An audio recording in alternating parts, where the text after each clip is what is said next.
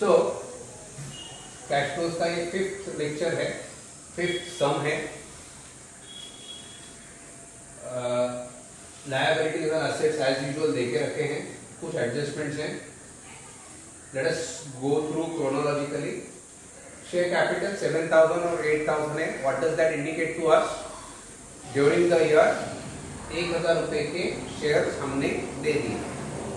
Share premium 900 और 1,100 है, तो 200 रुपीज का शेयर प्रीमियम भी इसके साथ है। सो 1,000 रुपीज का share capital has been given at 200 rupees premium. जैसे ही स्टूडेंट को ये दिखेगा उसको ये समझ में आएगा immediately. Retained earnings is the difference between the last year and current year profit. This is the starting point for indirect method. Indirect method में इसका यहीं से हम लोग शुरुआत करेंगे। 7% मॉर्गेज लोन देके रखा है ड्यूरिंग द ईयर। ये बहुत इंटरेस्टिंग एस्पेक्ट है। This has come for the first time, so ये बहुत इंटरेस्टिंग एस्पेक्ट है। ये मैं अलग से आपको जर्नल एंट्री बना के समझाऊंगा। So I am keeping it pending for the time. Creditors changes in working capital में चले जाएंगे। Outstanding salary changes in working capital में चले जाएगा। Provision for tax made 1390 during the year है, इसके लिए इसका अकाउंट खोलेंगे। बेसिक रूल फिर से एक बार बता रहा हूं, जो एडजस्टमेंट है उसका हम लोग अकाउंट करेंगे आइडियली, और बाकी सारे आइटम्स क्रोनोलॉजिकली फॉलो करेंगे। That is what we have been doing. Come to the asset side. Plant and machinery 6,200 6,600 at cost minus depreciation, that will give us the WDV। कोई भी असेट अगर बेचेंगे तो ये तीनों काम करने पड़ेंगे। ओरिजिनल कॉस्ट, अक्यूमुलेटेड डेप्रिसिएशन, दो अलग अकाउंट्स, और तीसरा अकाउंट जो है that is asset disposal account. तो एडजस्टमेंट में वो भी है। First adjustment is pertaining to plant, second adjustment is pertaining to the building. तो ये दोनों एडजस्टमेंट्स होंगे। Land there is no adjustment, you can directly see the difference. 1,000 का लैंड था, 1,200 हो गया। That means land procured, purchased during the period. 200 रुपए का लैंड हम लोगों ने ले लिया है। Cash flow from investing activity B में चला जाएगा। Stocks, debtors, prepaid expenses are all current assets. Straight away changes in working capital में चले जाएगा। कैश ओपनिंग और क्लोजिंग अल्टीमेटली रिकंसाइल होगा। Adjustment first, plant cost 1,600, accumulated depreciation 1,480 has been sold for 120. Building is costing 2,100, acquired, cash paid 100, 7% loan for the balance। ये जो मैं बता रहा था वो एडजस्टमेंट में करके दिखाऊंगा। Dividend paid is 800। Dividend paid इसका मतलब क्या हुआ? रिटेन्ड अर्निंग्स उतने कम हो गए, हम लोगों को ये ध्यान में रखना है। और lastly provision for tax has been made. तो आइए हम लोग बेसिक जो चारों एडजस्टमेंट्स है उसके अकाउंट्स खोलने के लिए मेरे पास स्पेस है, उतना में काम करके we will continue with that. पहला एडजस्टमेंट स्ट्रेट अवे इफेक्ट दे सकते हैं हम लोग। क्यों? 1,600 का कॉस्ट है, अक्यूमुलेटेड डेप्रिसिएशन 1,480 है। इसका मतलब है इसका WDV कितना आ गया? 1,600 minus 1,480 is 120। That has been sold for 120, so there is no profit, no loss straight away। इसके लिए हम लोग इसका अकाउंट दिखाए या नहीं दिखाए में फर्क नहीं पड़ता, फिर भी अगर चाहिए तो हम लोग बाद में अकाउंट दिखा देंगे। Let us go to the second adjustment। मैंने जैसे बताया था आपको, बहुत इंटरेस्टिंग है ये। Building has been acquired, building account debit 2,100 to bank, लेकिन पैसा गया है 100 ही, और balance sheet has been financed by loan. So to bank 100 and to 7% loan 2,000। तो ये जो लोन है ड्यूरिंग द ईयर हम लोगों ने जो लिया था that is pertaining to building. तो बिल्डिंग बढ़ गया 2,100 से। If you see the increase in the amount of building 9,500 and 11,600, that means it is 2,100। तो 2,100 बिल्डिंग टू बैंक 100, ये आपका cash flow from investing activities B में चला जाएगा। टू 7% लोन, नया लोन आया, लोन आया मतलब फाइनेंसिंग एक्टिविटी में चला जाएगा। So that is what it is all about. आगे बढ़ते हैं। Dividend paid add back in profit and loss account non operating, आपको पता है, प्रपोज डिविडेंड, और show as cash outflow in cash flow from financing activity. तो straight away dividend paid, तो ये जो रिटेन्ड अर्निंग्स का बैलेंस है उसमें हम लोग ये 800 रुपीज ऐड करेंगे। अभी तक हम लोग ये करते आ रहे हैं, तो नया कुछ नहीं है इसमें। And then provision for tax made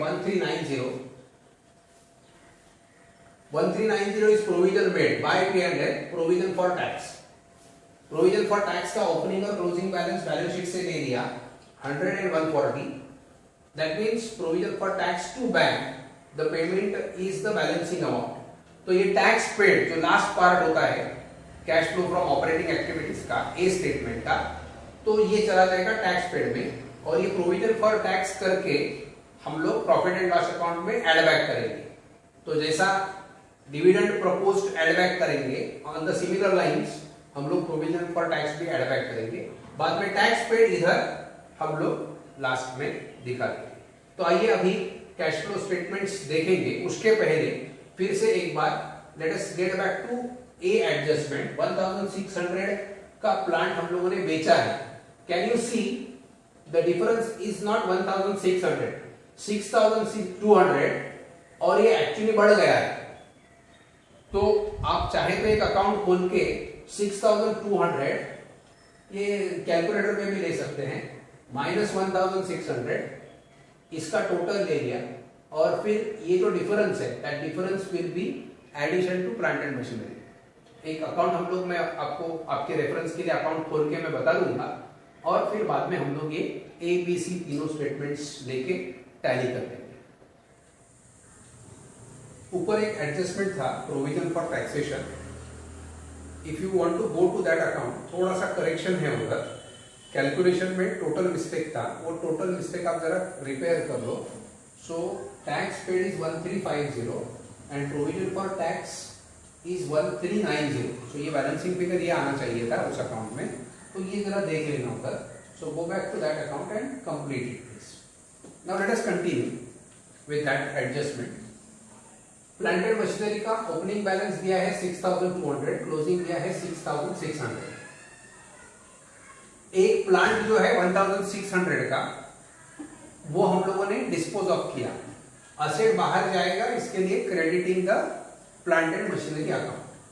तो 1600 एट ओरिजिनल कॉस्ट हम लोगों ने क्रेडिट पे रखा है। सो credit side minus debit side, this is the balancing figure. Plant purchase 2000, so plant purchased आ गया 2000। if you could see here cash flow from investing activities, plant purchased is minus 2000, that means we have purchased plant worth 2000. Let us come to asset disposal account. Asset disposal will always, it is like a provision account, so it will always have a credit balance. asset का balance कम करने के लिए depreciation provide किया है। इसके लिए अगर asset का बैलेंस डेबिट होगा तो accumulated depreciation का बैलेंस हमेशा क्रेडिट में ही होगा। सो एक्यूमुलेटेड डेप्रिसिएशन ओपनिंग 3700 दिया है, क्लोजिंग 2620 दिया है, और असेट डिस्पोजल में जो अपना एडजस्टमेंट नंबर 1 है वहां पे लिखा है 1480 is the accumulated depreciation and that asset is sold for 120। तो 1600 माइनस 1480 इज 120। 120 का असेट 120 में ही बेचा गया है, इसके लिए असेट डिस्पोजल अकाउंट हम लोगों ने नहीं लिखाया।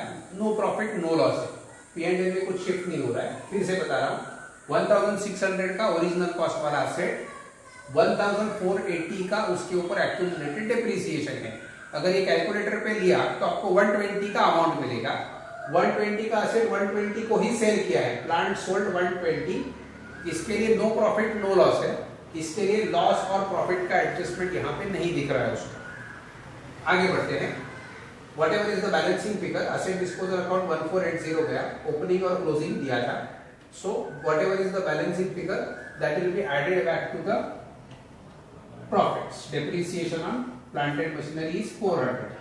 700 was the beginning, 3082 और 2382 का फर्क 700 है, उसमें depreciation on plant and machinery 400 rupees हमने एड बैक किया। Come to building account. Building account opening 9500 है और क्लोजिंग 11600 है। बिल्डिंग में एक जो जर्नल एंट्री मैंने बताया था अगर आपको याद है तो ऊपर 2100 का बिल्डिंग परचेज था, तो बिल्डिंग 2100 का परचेज था, लेकिन सामने 7% लोन आया था जो लायबिलिटी में दिख रहा था। So building account debit 2100 to 7% loan 2000 and to bank 100। इसका मतलब है हम लोगों ने सिर्फ 100 रुपीज ही दिया है बिल्डिंग परचेस करने को। सो बिल्डिंग अक्वायर्ड 100। यहाँ पे इंस्टीट्यूट के मॉड्यूल में रॉन्ग है, वो 100 रुपीज वहां से गायब है, though final amount is same, this line is absent from the institute's module, so kindly correct it there from the module also. तो यहाँ पे 9500 प्लस 2100 11600 आ गया। बिल्डिंग का एक्यूमुलेटेड डेप्रिसिएशन 4300 था, ओपनिंग में क्लोजिंग में 4500। सो ये 200 रुपया हम लोगों ने depreciation on land and building, depreciation on land and building 200 rupees हम लोगों ने इधर ऐड करके दिया। डिविडेंड पेड का एडजस्टमेंट हम लोगों ने पहले से ही किया है, प्रपोज डिविडेंड करके वो ऐड बैक होगा। प्रोविजन फॉर टैक्स हम लोगों ने अकाउंट खोला है 1390। ये सारे चेंजेस इन वर्किंग कैपिटल आपको अभी आएंगे ऑन योर ओन। गैप का एग्जांपल दिया था, increase in the gap will be cash outflow, decrease in the gap will be cash inflow.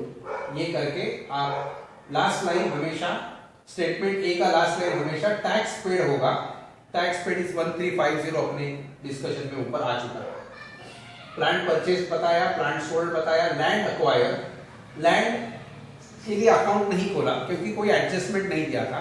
अब डायरेक्टली बैलेंस शीट में देख लो, 200 रुपीज का फर्क आएगा ओपनिंग और क्लोजिंग में, that is land acquire. Building का अभी मैंने डिस्कस किया। बैलेंस शीट में भी एक ही चीज रह गई है, shares issued, that is 1000 was the difference between opening and closing, और securities premium 200 rupees.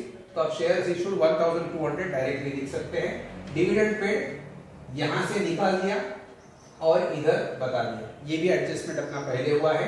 Dividend paid has been added back, non operating in nature, वहां से एड बैक होगा, और यहाँ पे cash flow from financing activity में आएगा। सो ए 2142, B -2180 और सी 400, इनका अगर हम लोगों ने टोटल किया तो 362 होगा, which is exactly the difference between opening and closing cash as given in the balance sheet. So balance sheet में 680 opening किया है और closing किया है 980।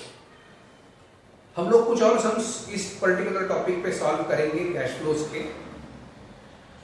इंतजार रहेगा कि आपके और कुछ क्वेरीज है, आपको और कुछ टाइप्स के सम्स करने हैं।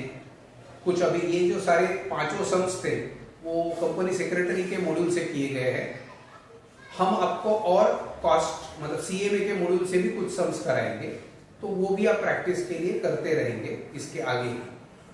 The number of sums etcetera मैं आपको नेक्स्ट सेशन में बता सकता हूँ। Thank you.